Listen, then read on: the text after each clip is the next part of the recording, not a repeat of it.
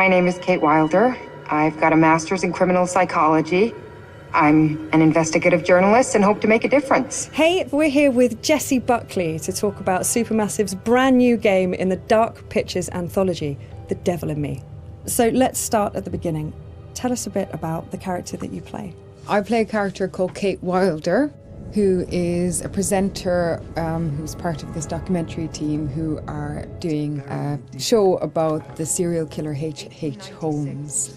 America's first serial killer confessed to 27 murders. The number grew significantly. Nearly 200 lives.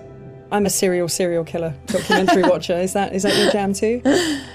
Yeah, I'll watch a serial killer documentary. Right? It's really relaxing. Like, okay, cool, yeah, I can it's chill kind out. of fascinating why we're all addicted to kind of those stories. We need a plan. Forget his games, traps, all that bullshit. Think about the killers we've covered. There's always a weakness. I'm not playing detective, I just want to survive. Playing detective is how we survive. So what interested you in the role of Kate?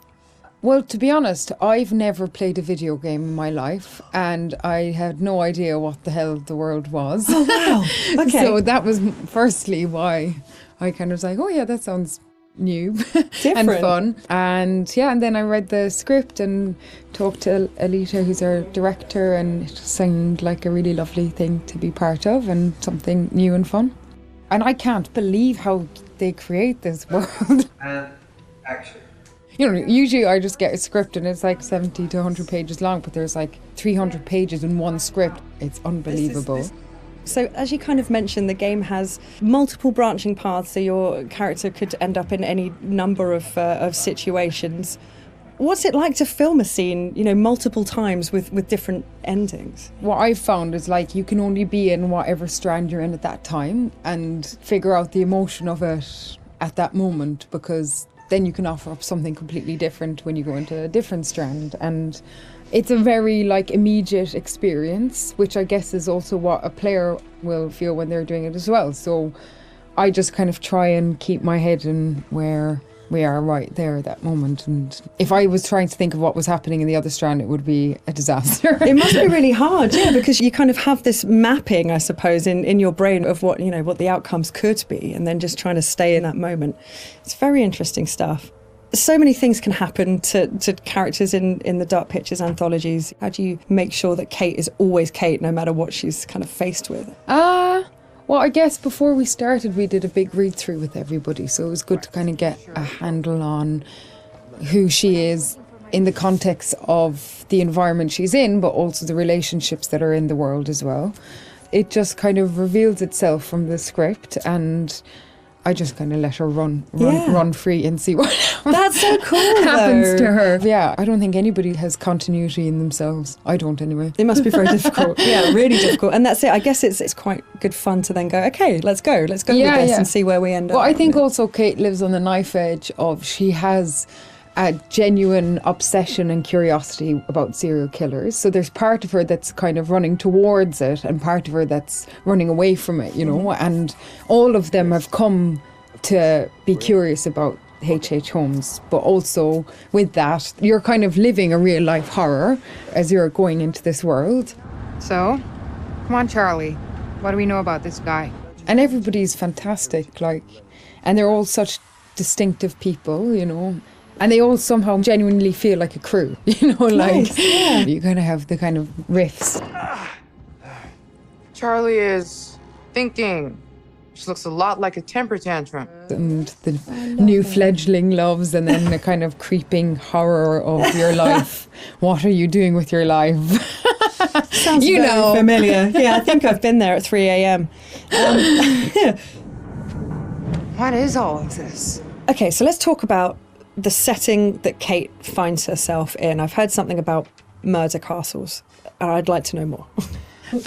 So the production company that Kate works for, Lonnet Entertainment, they get a mysterious call from a stranger who says that he's basically made a replica of H.H. Holmes' murder castle. Wicked. And invites them to come and document it because he knows that they're interested in serial killers.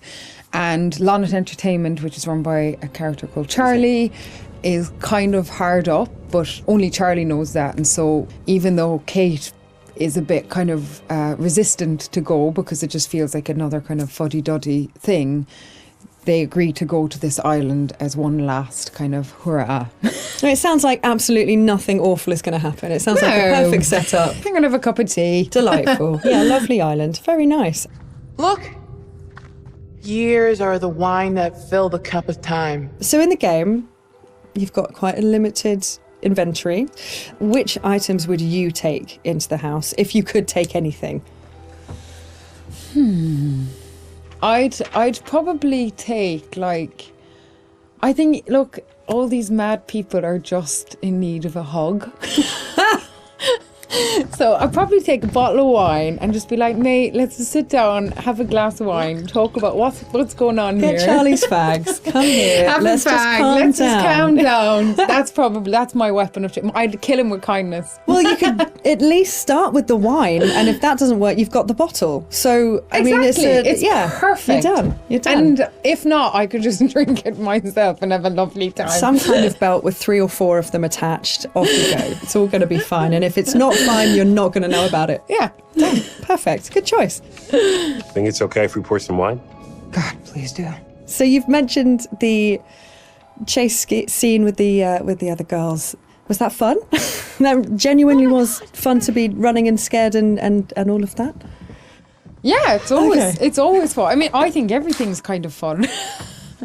So, thank God it's not something that happens regularly in your real life. So when you get to be part of something where it's super heightened and surprising and otherworldly things can happen, and you've got these 2 excellent kind of birds beside you who are like fighting off the demons, and you're genuinely scared and you're kind of doing it together, it's it's brilliant fun. Move your ass! Go! I've been around mocap. I've seen mocap. It fascinates me.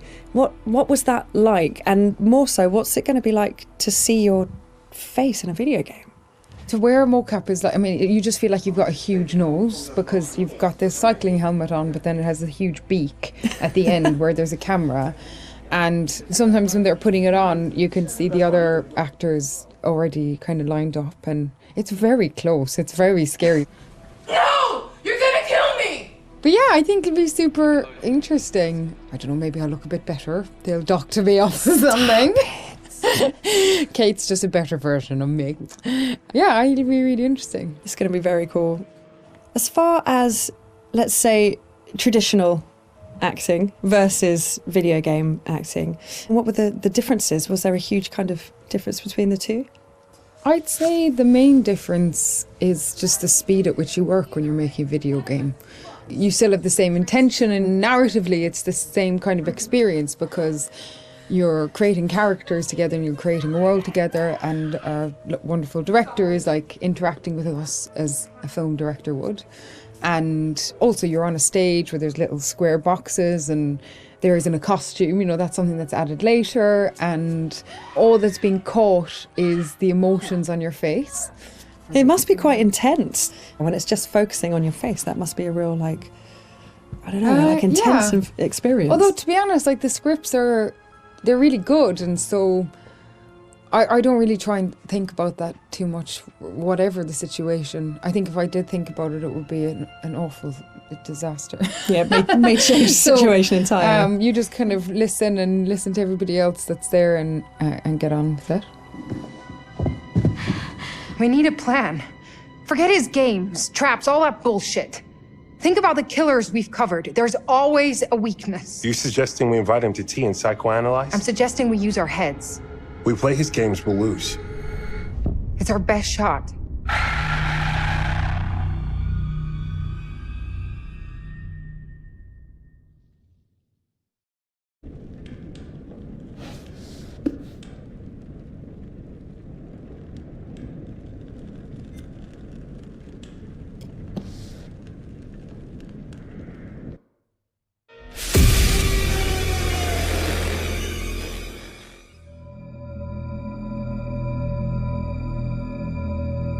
torture chambers, secret passageways, vats of acid, and deadly vaults. In 1895, Chicago police unearthed horrific evidence of torture and multiple murders at the sprawling castle of H.H. Holmes.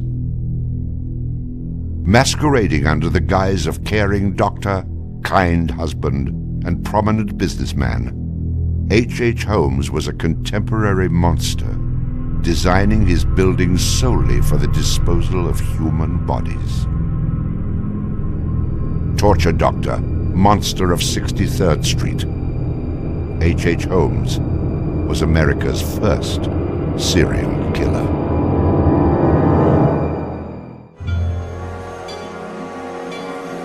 Just south of Chicago, the suburb of Englewood was thriving with commerce. The train station itself had 9 leading lines of railway and over 100 trains stopping there every day. No other suburb of Chicago had this luxury. Dr. Henry Howard Holmes, a pleasure to meet you. Arriving in Chicago, Holmes finds work immediately at the E.S. Holton drugstore, located at the southeast corner of 63rd and Wallace in Englewood. Several months later, Everett Holton dies of supposed natural causes. Then Claire Holton, his wife, disappears after selling the drugstore to Holmes. Owning the drugstore, Holmes had a steady flow of cash. He would often purchase and resell goods and properties under his numerous aliases. In addition to scamming creditors, Holmes obtained his funds from other phony inventions, such as a mineral water elixir, which in reality was obtained from the city's water supply. 1888. Holmes secures a lease on the vacant property across the street from the drugstore, the southwest corner of 63rd and Wallace. It is here that Holmes will make his horrific dreams come true. He will construct a building for which the entire world will remember him. Fantasies start very young, and so what he did then was he took a step furtherance of his fantasies to make it reality. And probably, if we had done a little bit of investigation back then, we would have seen things like his plans, but not just plans for a building, because we'd expect to see architectural plans, but plans for his torture rooms. For the suburb of Englewood, the building Holmes is erecting at 63rd and Wallace is a massive construction project. Day after day, passers-by stop to gaze at the spectacle of the many laborers working together to create a magnificent new edifice in their neighborhood. Englewood residents were so impressed with the massive building that they named it the Castle. From its outward appearance, it seemed rather normal. But like the duality of Holmes, the exterior and interior of the building were extremely different. Holmes himself was the architect of the building. He was the only one who knew its design. There was this constant turnover of workers on the building. He would hire a mason to put in a wall and then fire the guy, or hire somebody to put in part of a staircase and then fire him. And there seemed to be several very sinister reasons behind that. One was he managed not to pay a lot of these people because he was always claiming that they were doing incompetent work. But the other, much more insidious reason was that no one except him really had a clear idea of what the structure of the interior of the house was. He had a huge bank vault installed in one of the rooms. And the way he did it was he put the vault in first while the building was under construction, and then built the room around it. And he bought this thing on credit and then refused to pay for it. The bank company said they were going to repossess the vault. Holmes said, well, come on in and do, but if you damage my building in any way, I'm going to sue you for everything you're worth. The bottom floor of the castle housed a pharmacy, jewelry store, barber shop, restaurant, and a blacksmith shop. Behind this innocent facade was a Gothic house of horrors designed by the mind of a monster.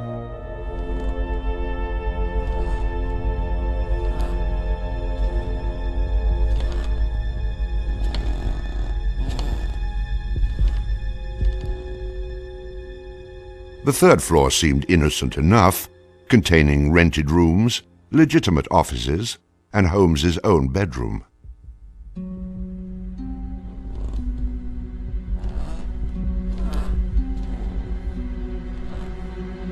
But it was the second floor that contained 35 rooms, many specifically designed as killing chambers.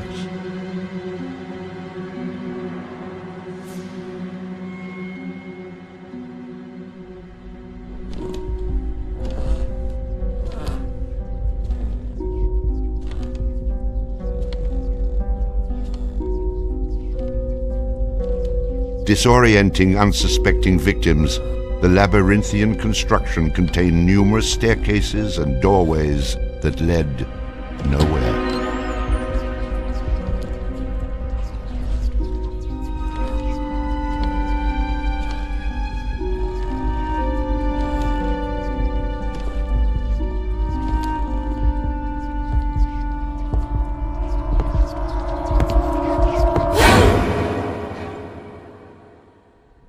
For a quick method of hiding a victim's body, a concealed greased chute and trapdoor led directly into the basement of the castle.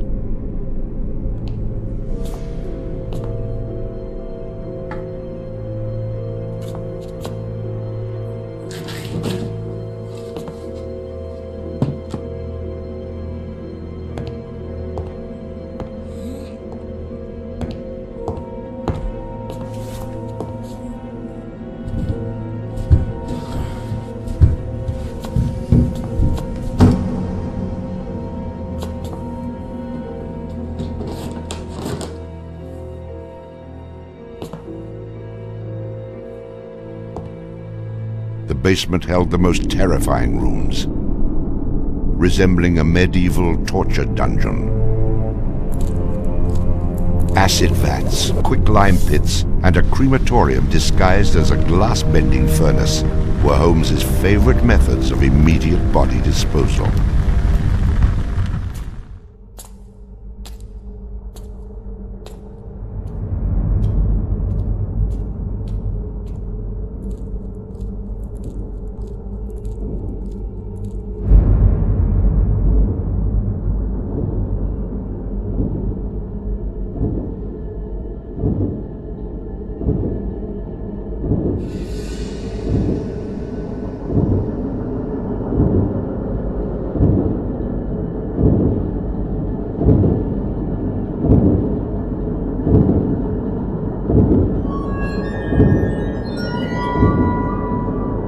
After cleaning and mounting their bones, Holmes would profit from his victims by selling their skeletons to local medical schools and universities.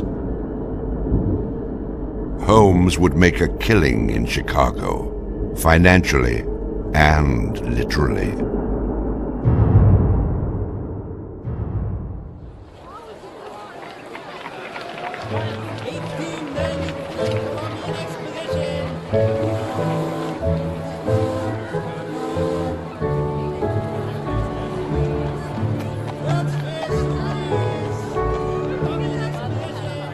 May 1st, 1893, the World's Columbian Exposition is open to the public in Chicago. Spanning 600 acres, sprawled out along beautiful Lake Michigan, the magnificent fair is a monumental sight to behold. Over 20 million people from around the world would attend the dazzling World's Fair between May 1st and October 30th, 1893.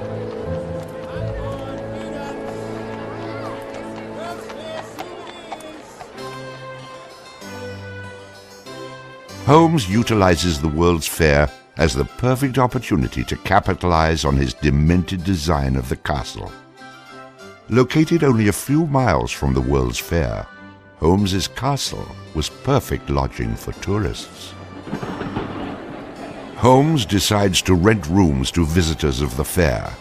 He entirely renovates the upper floors of the castle, bringing in the most modern furnishings and luxuries, all purchased on credit, which Holmes had no intention of repaying. In addition to placing newspaper ads for rooms to rent, Holmes visited the fair with several of Benjamin Peitzel's children, preying on elderly women who flaunted their wealth, making sure he invited them back to the castle for a warm night's stay in a soft bed. They're not calling their relatives, telling them where they're at. They just know that they're going to Chicago to see the Columbian Exposition. Perfect victims, because they're unknown in the city. Their relatives, wherever they came from, know that they were coming to Chicago, and they never came back. Now, how do you start to find them? They don't even know where they stayed. Perfect, easy victims. I'm sure some of them got in and out of his place with no problem. And others, they walked in and they never checked out. Some of the rooms had been completely lined with asbestos to make them soundproof. Hidden in Holmes's office was a master control panel which connected to gas lines leading into airtight sleeping chambers. Holmes would lead his victims into the rooms, lock them in, and turn on the gas, asphyxiating them while watching their demise. Let me out! Holmes, let me out, please! Holmes! Holmes! Holmes, please! Holmes! At the height of the World's Fair, Holmes masterfully juggles his castle businesses, renting rooms, dodging creditors, selling skeletons, and attending to the needs of the many women in his life. I have had many young ladies in my employ, most of whom are still living in and about Chicago, whose parents and friends know only too well that far from being their seducer, I have done much to materially help them in their narrow lives. Being a personable, attractive young doctor and businessman, Holmes won the hearts of many women throughout his life. At one point, Holmes managed to secretly have 3 wives, each never knowing of the others. In 1890, Julia Connor became Holmes's employee and mistress, living at the castle with her daughter Pearl. When she became pregnant and demanded marriage, Holmes agreed on the condition that she allowed him to perform an abortion on her. She agreed. Neither Julia nor her daughter Pearl were ever seen again. Just a week later, Holmes sold a clean, articulated skeleton to the Hahnemann Medical College for nearly $200. In 1892, Holmes acquired another mistress, Emmeline Cigrand, and employed her as private secretary. Holmes sent Emmeline into the vault to retrieve some papers and sealed it, suffocating her to death. Several weeks later, the University of Chicago acquired a female skeleton from Dr. Holmes. In 1893, Minnie Williams became Holmes's new private secretary and eventually his mistress. Minnie was the beneficiary of a property in Fort Worth, Texas, valued at over $40,000. Holmes murdered Minnie and her younger sister Nanny after having Minnie sign over the Fort Worth property to him. In 1894, Georgiana Yoke became Holmes's 3rd wife. He married her under the name Henry Mansfield Howard. Like his other legitimate wives, Georgiana lived out her entire life. On July 19, 1895, Chicago police enter the Holmes castle. The world would now learn of the horrors that the castle had kept secret for so very long.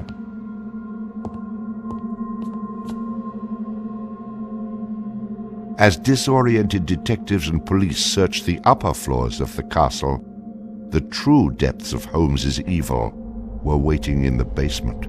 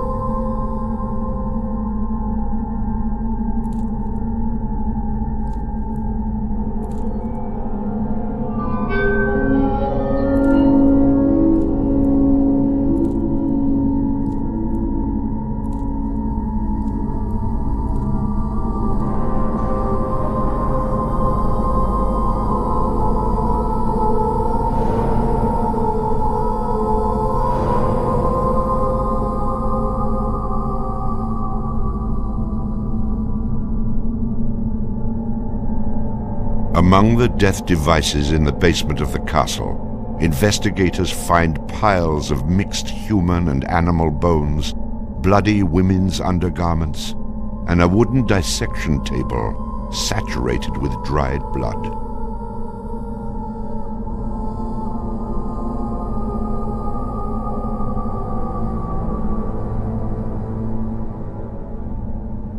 Chicago police were inundated with names of people reported missing from the World's Fair. 50 missing people were eventually traced to the Castle of Horrors. The evidence, blood and bones found in the basement posed a problem for 19th century criminal investigative techniques. It was very difficult to go and identify even the bones as being human in origin, because with the very small fragments you didn't have enough of the identifying characteristics to be able to make that ID.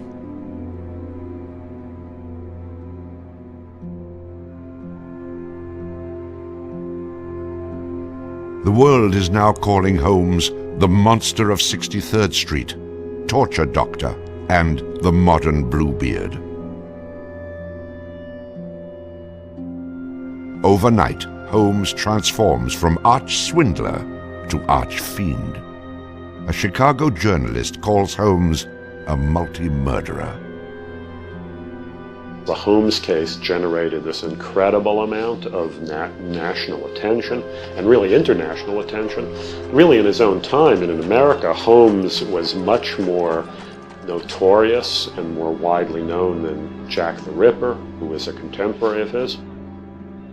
Then as now, people were very, very fascinated to sort of visit the sites of these terrible crimes, and his castle became a kind of tourist site, and there were various people who were wanted to take it over and turn it into a kind of murder museum. And then just before some impresario was about to make it again into this tourist attraction, it burnt down. Somebody burnt it down. I mean, it could have been, who knows, some outraged citizen who didn't want this to become some very morbid tourist attraction.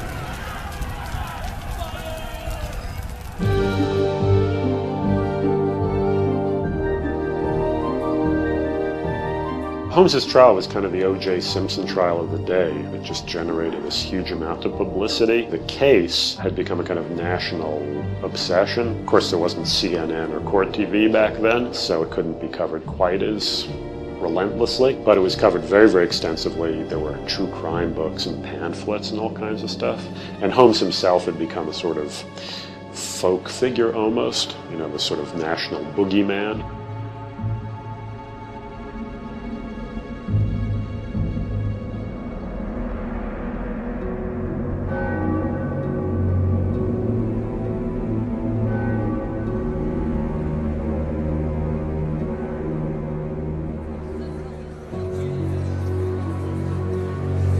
The courtroom fills for the final verdict to be read. Holmes becomes extremely nervous when not one of the jury members looks at him. In his entire criminal career, this is the moment Holmes never believed would occur. He is found guilty of murder in the first degree. Herman Webster Mudgett, alias H.H. Holmes, would be hanged on May 7th, 1896.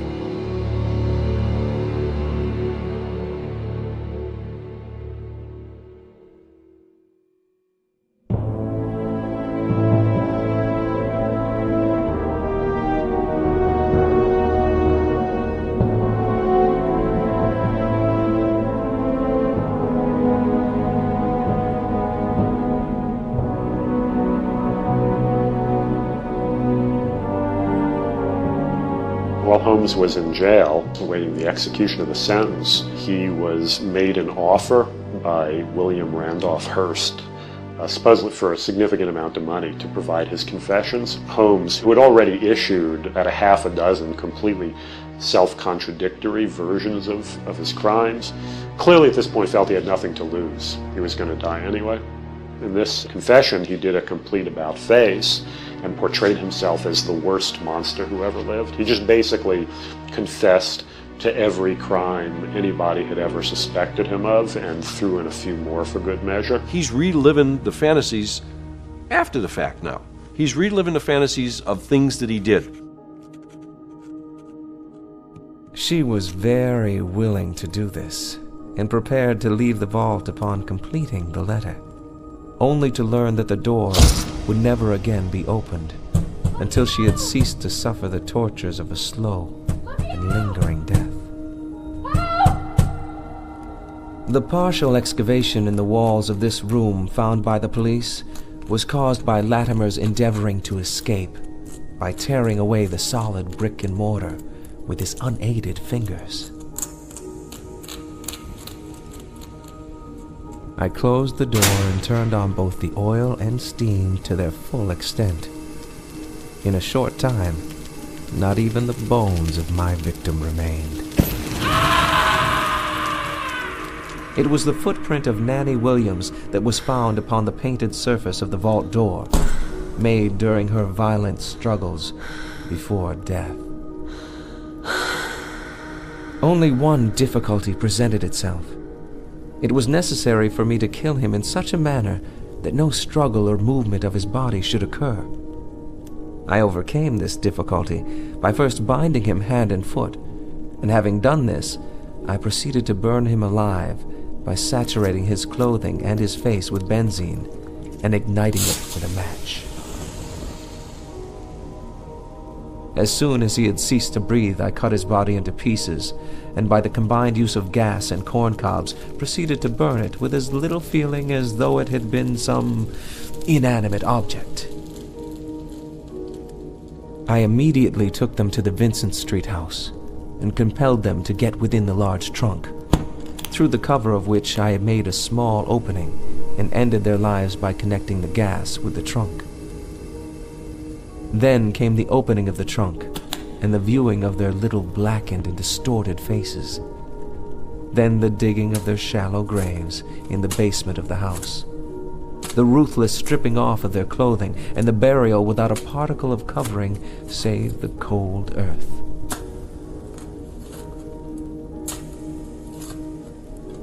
I am convinced that since my imprisonment, I have changed woefully and gruesomely from what I was formerly in feature and figure. My features are assuming a pronounced satanical cast.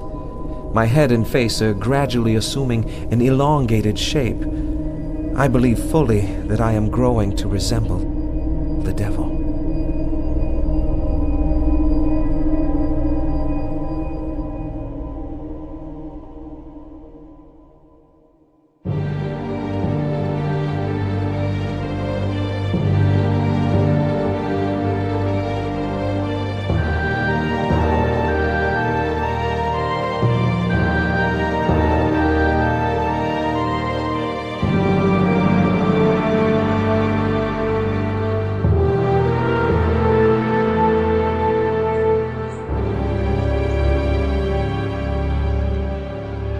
On the gallows, just before he died, he recanted. He claimed that the confession that he had published was a complete fabrication. The extent of my wrongdoing in the taking of human life consists in contriving the killing of 2 women that have died at my hands as a result of criminal operations. That is all I have to say.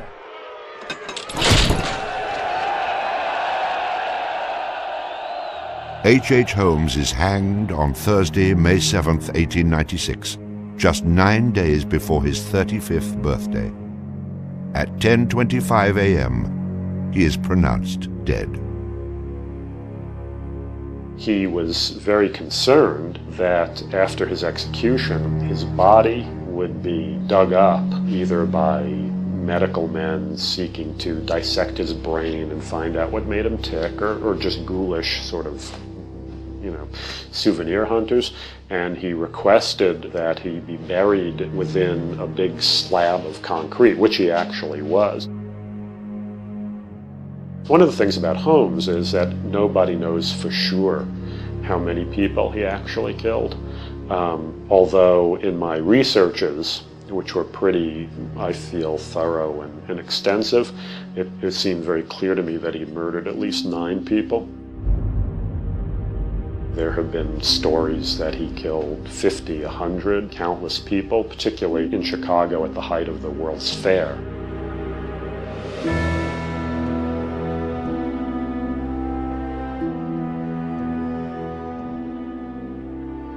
How many people did Holmes actually murder? Most likely, no one will ever know. Holmes and the many other people that came in contact with him are long gone, having taken the answers with them to their graves. I was born with the devil in me. I could not help the fact that I was a murderer no more than the poet can help the inspiration to sing. I was born with the evil one standing as my sponsor beside the bed where I was ushered into the world.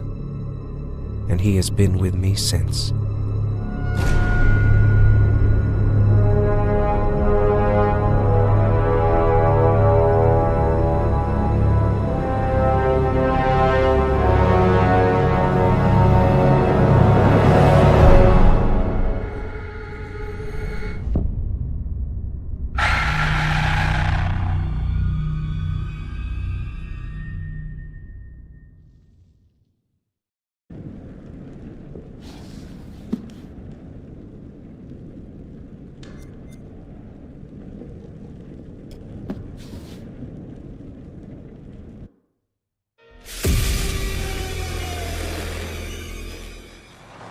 So, what do we know about this guy? He's rich, he's a recluse, he's obsessed with H.H. Holmes. We're going to a property he inherited from a relative. Some of the rooms are full recreations from the murder castle.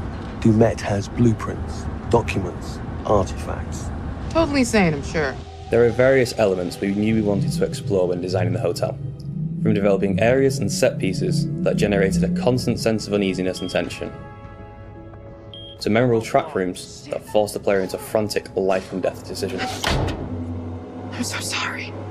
We took a lot of inspiration from Holmes' original murder castle, as we wanted to capture the way that Holmes' castle was created to disorientate and confuse his victims. Welcome to the World's Fair Hotel. As cunning as Dumet is, not everything in his castle runs like clockwork anymore. His operation has become so vast that he can't maintain everything, and the Lonnet crew have turned up at just the right time to exploit that.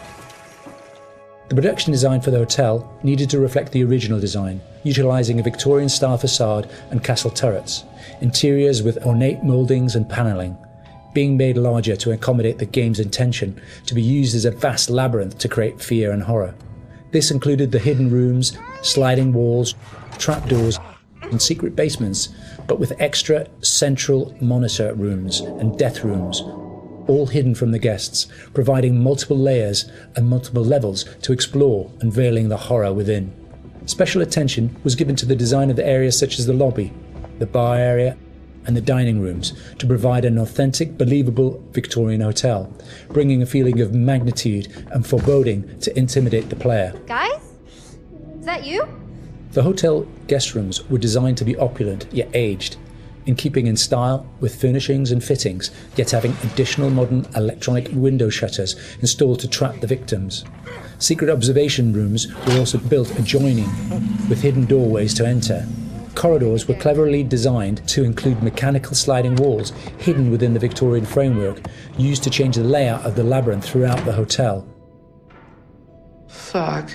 The murder inventions designed within locations included the suffocation and crushing rooms, furnaces, and acid baths. The monitor room was a newly constructed area, deep within the core of the hotel. This room allowed Dumet the full control of the labyrinth and its workings. In The Devil in Me, we make use of a range of mechanics new to the Dark Pictures series to help convey the unsettling mood and threat of the hotel. With an expanded focus on exploration, the player spends a lot of the time exploring the hotel's labyrinthian corridors, and as each character revisits a shared area, the feel of it changes. Each character has their own unique light source. Erin and Jamie, as the practical sound and lighting techs, have fairly straightforward torches, with Erin's directional microphone providing an additional small light when in use. Mark, the camera operator, has his camera flash, lifting the darkness in short bursts and providing mini jump scares as the player suddenly sees something out of the gloom. Kate lights her way around with her makeup mirror, providing a small amount of light to fumble through the corridors. And then Charlie's sole light source is his own cigarette lighter, casting the hotel in its flickering orange light and barely really lighting anything at all. Jamie! Over here. Each character experiences these shared areas differently through this, adding to the sense of the familiar hotel rooms changing with each visit. It's amazing. The Ellen Hotel was originally built in the 1890s. It was converted into a spa later on until it was abandoned and finally chosen by Dumet for his murder playground. Some parts had been restored, like the rooms the characters stay in and the lush lobby and bar areas on the first floor. We work closely with concept art and art direction to create distinct color palettes and ornate assets that made those areas more inviting while still leaving something unsettling about their imperfections. But elsewhere, we could show the hotel and spa's original treatment rooms and the indoor pool which had fallen into disrepair and other thematically different places. Our second challenge was getting into Dumet's head.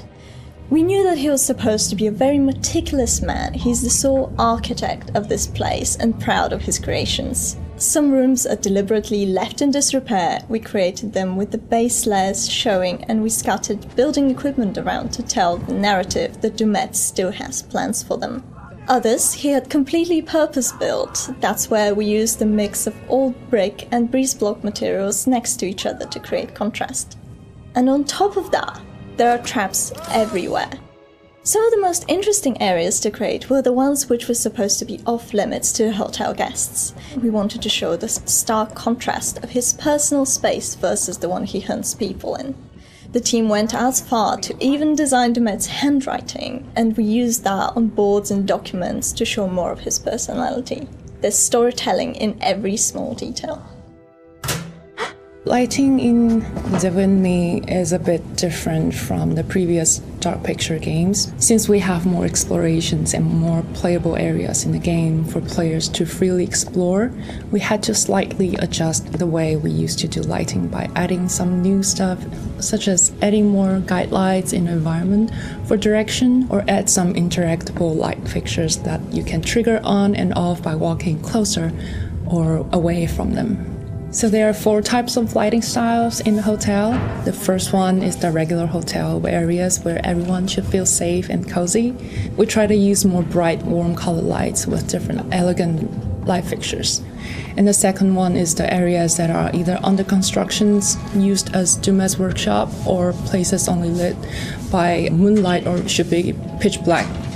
We used cooler temperature lights or even blue lights for these kind of areas with very low light intensity and very heavy volumetric fog to enhance the claustrophobic vibe and to elevate the tension. So the third one would be the control room where Dumet watches and controls all the activities in the hotel. We want this room to be especially bright, like an industrial warehouse with a cool, eerie mood to separate it from the other rooms.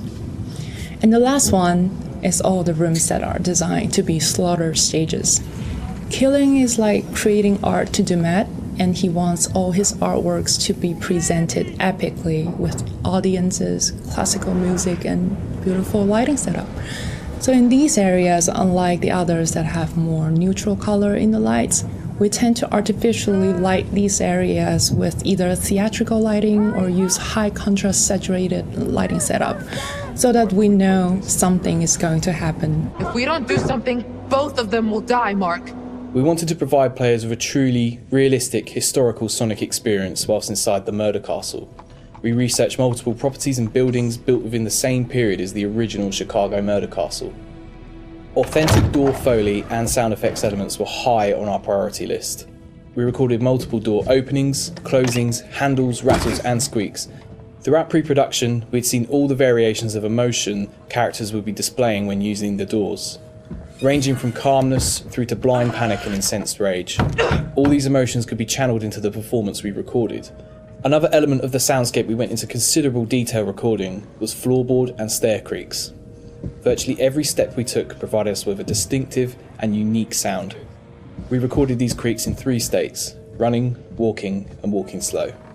To further add to this, as the characters climb higher inside the Met's murder castle, the creaks will become more frequent as you enter unfinished rooms, exposed walkways, and the structural integrity of the hotel becomes more dangerous and unstable. In terms of the music, we chose various 19th century pieces of classical music and opera to accompany the murder scenes. These would have been the pop music tracks around the time of H.H. Holmes, providing a cognitive link between past and present. Classical music and opera accompanies a lot of the murder scenes, often playing through a gramophone or a tannoy, which is then fed back through our bespoke impulse responses to allow the music to naturally echo throughout the cellars and corridors of the space. What is this? We took a similar approach as well with the abstract sound design, including nods to classic horror films with really discordant, unnerving piano impacts and bowed metal interspersed with electromagnetic recordings, synths and ultra-modern distortion to provide that juxtaposition and that link through time between the historical setting and the modern-day story. Designing the hotel as a play space presented different challenges than previous Dark Pictures games. We've gone from quite open environments in House of Ashes and Little Hope to a more enclosed one with the hotel. The ability to revisit previous environments at different points in the story, with different layouts and different emotional states, meant that we had to collaborate very closely with each other to make sure we designed each area to cater for every requirement. We had to think how a lit corridor would feel if multiple characters roamed around it, versus the same corridor drenched in darkness with just a singular player character. Empty hotels are inherently eerie, and it allowed us to play with the idea of liminal space to try and create a murder castle that felt uncanny. It's something that felt truly unique.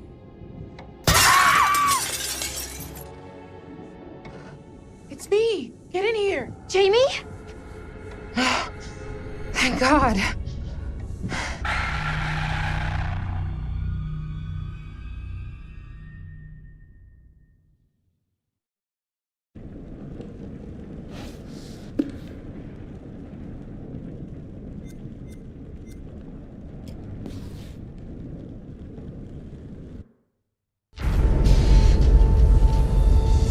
What's up, my people? It's Joe Morello here with another podcast talking about the beautiful thing that we like to call murder. As ever, I'm joined on the show by my wife. Hi, Michelle. Hello, Joe. Hello, listeners. What wicked delights do you have waiting for us on the coroner's slab today, Joe? I'm glad you asked that, Michelle, because we're going to go deep with this one as we talk about the Shoe Shine Killer. A new killer on the block. And we have a cameo appearance from your friend and mine, Manny Sherman, the Beast of Arkansas. What a lineup. That's right. This is a case that's going to blow the listeners' minds because I believe, and I'm just putting it out there, that maybe, just maybe, local law enforcement got this one wrong. Sounds like a great show. You got it. But before we dig a little deeper and get to the juicy bits, I want to introduce a very important character in this story. FBI Special Agent Hector Monday. Let's take everyone back to Wednesday, January 15th, 1997, when Chester Bell of the FBI reported how Hector Monday and his team had apprehended the Beast. Good morning to you all. I'm Chester Bell, Assistant Director at the Federal Bureau of Investigation. At approximately 0530 local time, a team led by Special Agent Hector Monday and supported by law enforcement officers conducted a raid of a motel room just outside Birmingham, Alabama, to apprehend Manny Sherman, the man known as the Beast of Arkansas. Using state-of-the-art psychological profiling techniques, Special Agent Monday and members of his task force not only identified their suspect, but predicted his movement with unerring accuracy. I'm delighted to say, we have our man.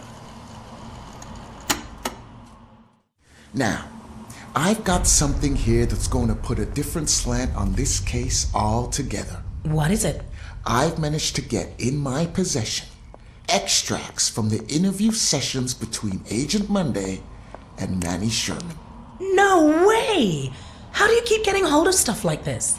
I have my sources, but I can't reveal them, not even to you. These tapes are being played for the first time anywhere in the world outside the actual interview room. Are you ready? I think so. Play the tape. Manny Sherman, born January 1, 1956. Come on. You know all this. What do you want? What's this? Huh. You've been doing your research, haven't you, Special Agent Monday? What are my favorite television programs? Describe my first pet? What were your friends like as a child? What is this? You're taking a survey, you're trying to learn something. Would it kill you to be direct? You wanted to know what inspired me? As if I wasn't an original? Well, maybe there was one man I found myself a little fascinated by. Henry Howard Holmes. Why? Because he was numero uno. America's first. The guy invented the trade. He set the benchmark, you know? Learn your history, Monday. Read a book. You think because I stuck a blade in some people and get off on it, I'm not smart? I, allegedly killed 13 people before you got smart enough to find me. Oh, that was disturbing. Did you hear the way Manny spoke? I mean, he was like channeling every sick psycho you've ever heard of. But he saved the best for last. None other than H.H. Holmes himself. America's first serial killer. The very same. Let's play the next tape. I had to build my own little castle, just like Holmes did. Most people like me do their business where their target lives. That's just asking to get caught. Holmes had the right idea. It's all about the honey trap. You bring me some smokes, like I asked? Lucky Reds? Yes. Oh, these are like gold in here.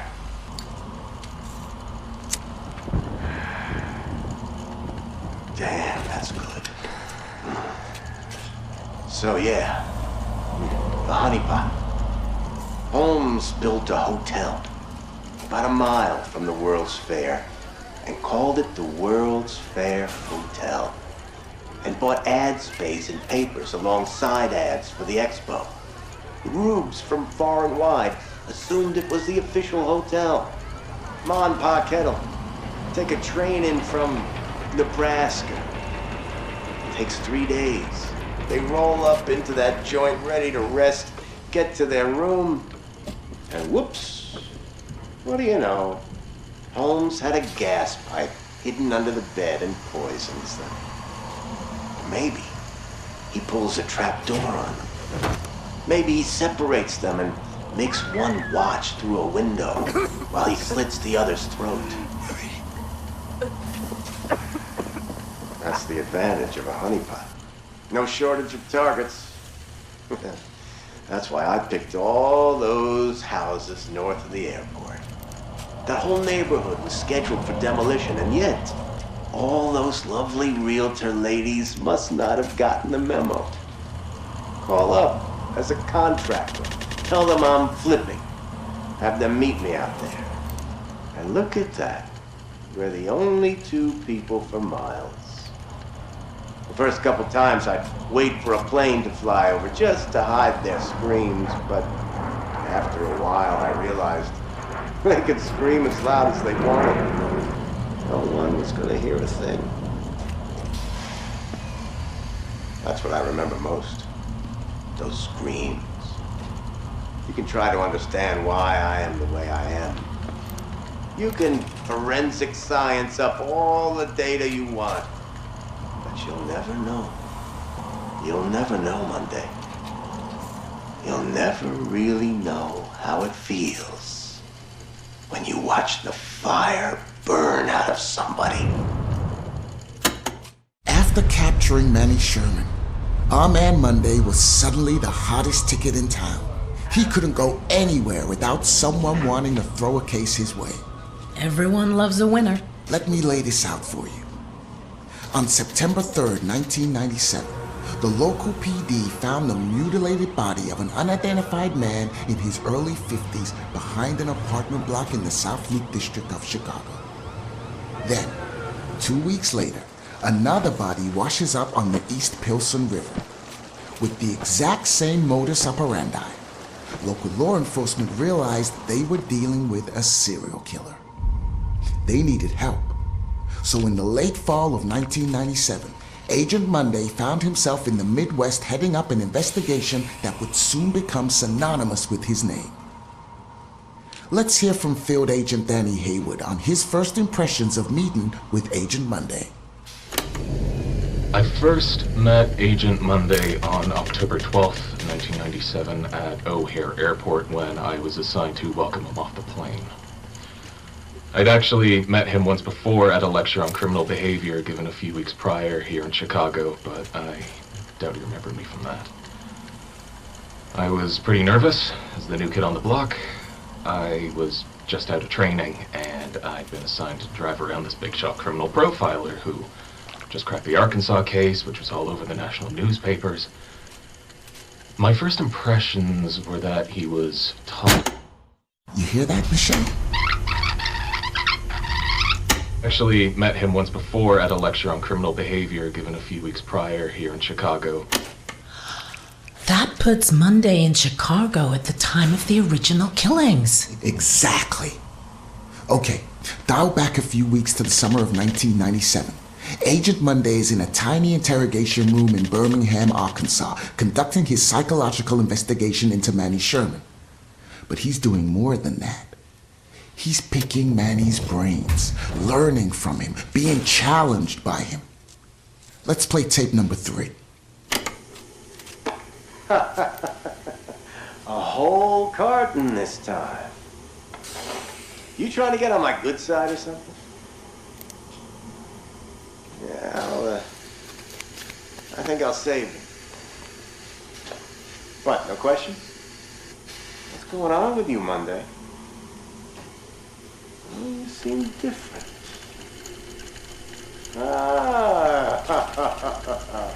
I see that glimmer in your eye, you little devil. I can keep secrets, man. We all have them. That prosecutor is trying to get numbers out of me. Know that? Of course you know that. Numbers. They got Holmes for 27, but we know he was closer to 200, right? Can you imagine that? I wish I'd had the time to try and beat that. Sure, they know about those nice realtor ladies. They got families, after all. But the numbers the DA is asking me about, I think he knows there's some people out there, rejects, misfits, the kind of people that when you see them coming, you look the other way. Does anyone notice if they go missing? My father always told me to leave my mark on the world. I never knew what he meant by that. Not until I watched that first girl bleed out. I call it art. That's my signature on society. It's not murder.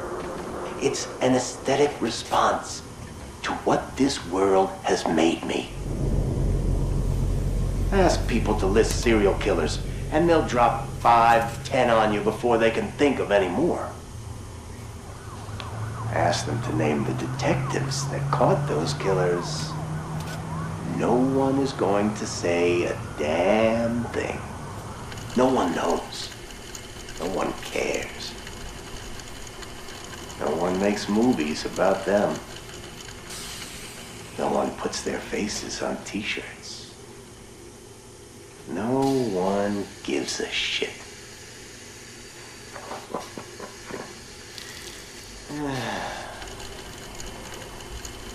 left my mark on the world. Have you? Holy shit! I did not see that coming. I told you this stuff was good. Where did you get this material? Sorry, I gotta protect my sources. But, Michelle, I've got more evidence you haven't heard before. My source has given me autopsy notes from the coroner as she examined the second murder victim. John Doe number 2. I'm assuming you've read my report on the first one? Similar MO, unidentified male with multiple stab wounds. Looking at the lower abdomen, the wounds are consistent with those of the first victim. The shape of the entry wound suggests it's a strong probability that this is the same murder weapon. Looks like we've got a souvenir hunter here. This time the left ear has been severed. Clean incision. Probably a scalpel or a razor blade. Very tidy. Nice job, actually. Very little bleeding. The deceased had probably been dead for 30 to 40 minutes when this was done. This differs from the earlier MO. If you remember, that John Doe was still alive when the teeth were removed. That would have created a lot of noise and mess. This guy is learning.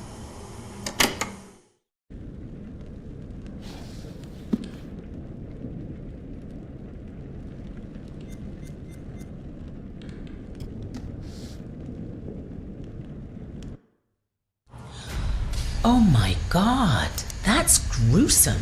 Right? Investigating violent crime is gruesome. It's stressful and it can get to you.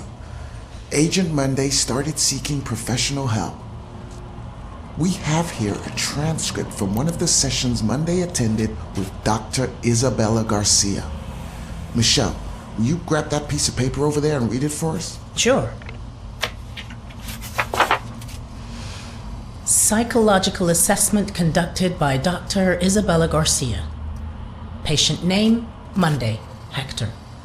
Behavioral observation. Hector arrived at our scheduled appointment 24 minutes late. Once we sat down and began the session, he struggled to maintain eye contact. He found it difficult to articulate his feelings and was terse and guarded throughout. Hector has been working long hours and, as a result, isn't sleeping well. Hector spoke about his recently deceased mother and displayed evidence that he hasn't yet fully come to terms with her death. I strongly recommended a course of antidepressants, but he is resistant to this idea, believing that it would have a detrimental effect on his capability with regards to his current investigation. Hector describes his work in immaculate detail, and contrary to earlier in the session, his thought content is both coherent and logical. He is displaying an unhealthy obsession with his work, but his recent bereavement may be the underlying issue. So what do we know? Agent Monday is at his lowest point. He's struggling with the case, and he's being guided in his actions by a convicted mass murderer. This one is really going to give our listeners something to remember. It's the fourth and final meeting of Agent Hector Monday and the Beast of Arkansas, Manny Sherman. Hold on to your hats. This one is going to get tasty. You want to know what it means to be a killer? You ever been to the art museum downtown? They got this painting by a guy, I forget his name, famous painter. He did portraits of slaughtered cows hanging on hooks. You take a normal person to a slaughterhouse, and they will puke their guts out. You make it into a painting, and suddenly it's art. There's no difference between the two. No, not really. Don't look at me like that. You know I'm right. You get it. I know you get it. You got to do something that matters. Make people feel something they've never felt before. Shatter the illusion that any of us are really in control. Think of the most profound thing you've ever done. The most beautiful thing you've ever created. And I promise you, it's nothing compared to watching the life bleed out of someone. To see the fear in their eyes. To feel them pawing at you for release. To hear them pleading, begging. That moment when someone realizes they are at their end. That's when you feel it. That's true art. That's what you have to be. An artist.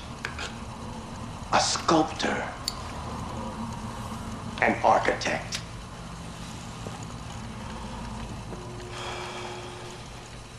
I see the gleam in your eye, Agent Monday. You're not fooling me. Ah, look at you now, huh? Am I gonna be your first? Well, come on then, huh? I'm right here. This room is soundproof. You don't even have to wait for a plane to fly overhead.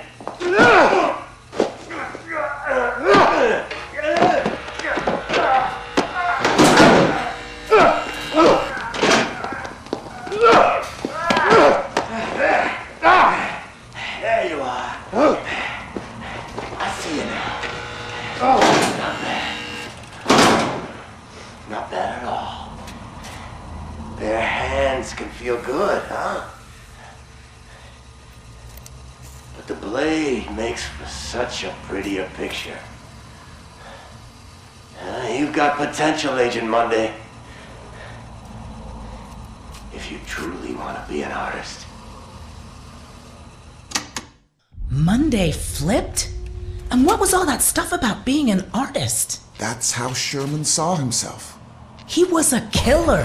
Which is why we covered him in episode 117, Michelle. Okay, just listen to this. On June 17, 1998, neighbors reported hearing screams coming from Agent Monday's apartment. I've managed to get hold of the actual audio from the body mic worn by the first responder who answered the call. Chicago Police! Mr. Monday, this is Chicago Police. Can you open the door, please? Mr. Monday, I'm Officer Stanley with Chicago Police Department. Can you hear me, sir? Agent Monday? Fuck! Oh! Dispatch, this is Officer Stanley. I need assistance at 8 West 50th Street, requesting immediate backup. I'm in Agent Monday's apartment. There's blood everywhere, and a body. I need immediate support. I think...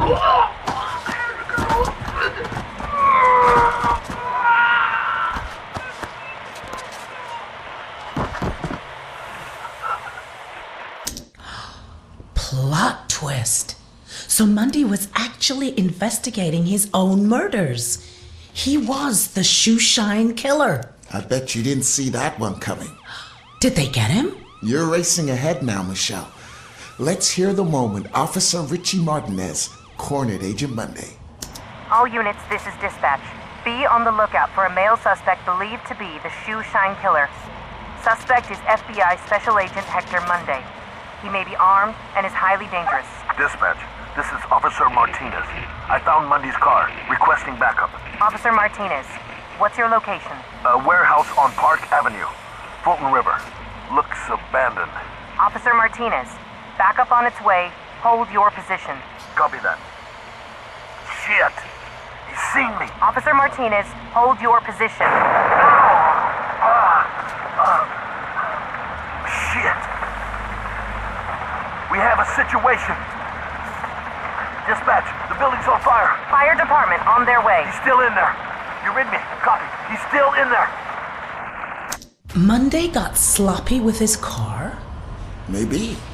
Or maybe Monday wanted that police officer to find it. Well, I don't get it. He knew the roads were being watched. His car would have been pulled over the moment he left the city. So he needed another way out. Let's hear how Chicago AM reported events in their morning bulletin. Good morning, Chicago. We begin today with some breaking news. Chicago police today confirmed the body of a man found in a fire at an abandoned warehouse in the Fulton River District to be that of missing FBI agent Hector Monday. Monday has been identified as the Shoeshine Killer, whose recent killing spree struck fear into the hearts of locals in and around Chicago. A spokesperson for Chicago PD confirmed Monday murdered 4 victims, including yesterday evening police officer Patrick Stanley, a dedicated veteran of 22 years.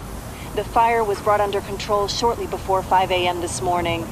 The body recovered at the scene was burnt beyond recognition, but police identified Monday from dental records. So, that was the end of Special Agent Hector Monday. Whoa, hold your horses. You think it's so difficult to forge dental records? Monday was a teeth puller, remember? He probably had a collection. And he was a highly motivated FBI field agent. You think he faked his own death? I don't know. But this case has one more twist. On February 16th, 2001, there was an incident at the Chicago PD Evidence Management Facility. Michelle, can you grab that report next to you and read it out for our listeners? At 0600 hours, Officer Frank Hooper, discovered that one or multiple individuals had gained unauthorized access to the evidence room at 1612 West State Street. Among the missing items were assets recovered from the apartment of former FBI agent Hector Monday, including books, clothes, notes, surgical tools, and dental equipment. Wait. Keep reading. We are currently running with the theory that this was the direct result of souvenir hunters looking for a piece of memorabilia from the case. End of report. Interesting, right? He set the whole thing up? In that list of stolen items, reportedly was a piece of paper with a list of names. Aliases? What are you saying? I'm not saying anything, I'm just putting it out there. You think Agent Monday is still at large? Well, if he is, maybe he can call into the show and let us know. Our lines are open. Well, that's all we have time for this podcast. We're taking a short break for a certain anniversary trip next week. But we'll be back after that for more murderous content to delight you all. Until then, this has been Michelle Morello. And I've been Joe Morello. Thank you for listening. Please like this podcast and hit the subscribe button, or I'll send Michelle over to brutally kill you all. I have an axe at the ready. This is Joe Morello saying be safe, don't split up, and keep looking behind you. Good night. Good night.